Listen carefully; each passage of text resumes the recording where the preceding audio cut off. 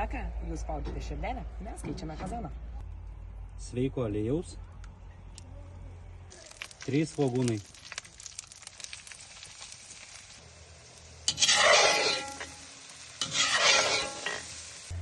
Svogūnom gražiai apskrudus dedame 800 gramų faršo.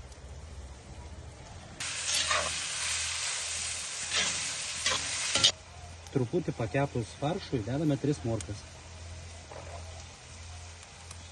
Apie 2 šaukštai pomidorų pastos.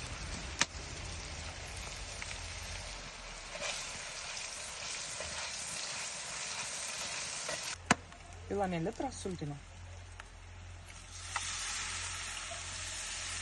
Po keletos minučių beriame 700 gramų makaronų. Viską permaišome. Dedame dangtį ir paliekame 15 minučių. Ir kaip visada, mėgstami žalumynai. Viską permaišom ir tada Eime ragauti.